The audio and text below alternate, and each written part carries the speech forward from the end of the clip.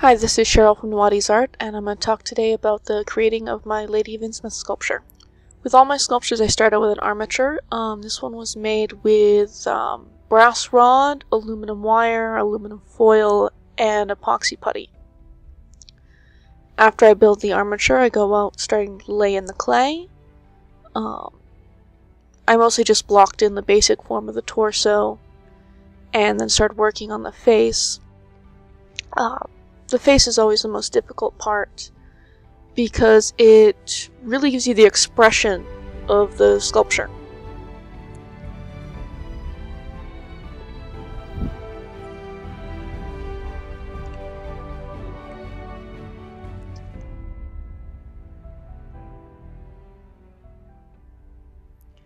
Here we get to the final smoothing process on the face. This is done with 90% isopropyl alcohol.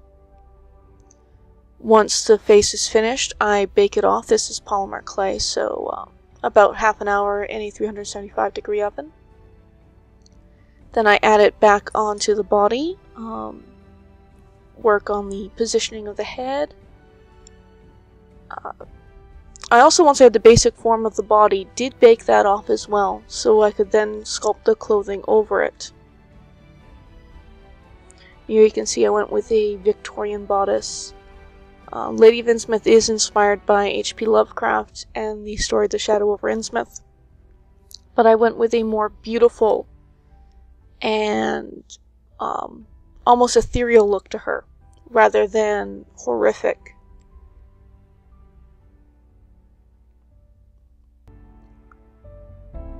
These are adding the tentacle hair. This took quite a long time, mostly for all the little suction cups. There are, I'm not sure, probably at least 100. Gotta be at least 100. And you can see the tentacles wrapping up around what are meant to look like hair sticks. And eventually I sculpted little shell-shaped sort of toppers on them. See, she has little octopus siphons instead of ears. And here you can see the first iteration of the base. And there's, after I decided I didn't like that, stripped it all off. Started doing sort of skulls and rocks, sort of a reef thing.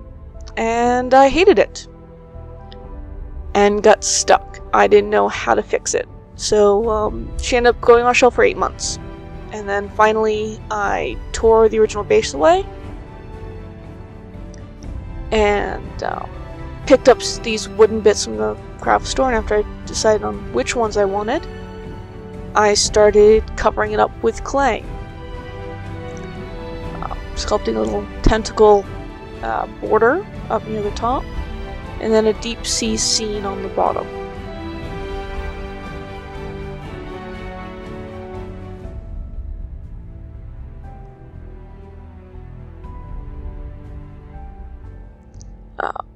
Instead of sculpting the teeth on the anglerfish, I ended up whittling down toothpicks and using those instead.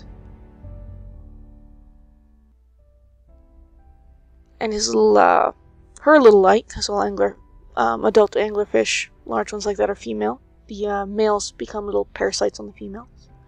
The little light is a ball of epoxy putty. And here's the finished piece, 15 months after I started her.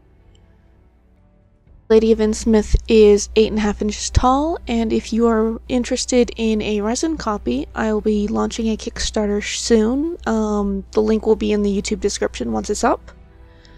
And I hope you enjoyed this video. Thank you. Goodbye.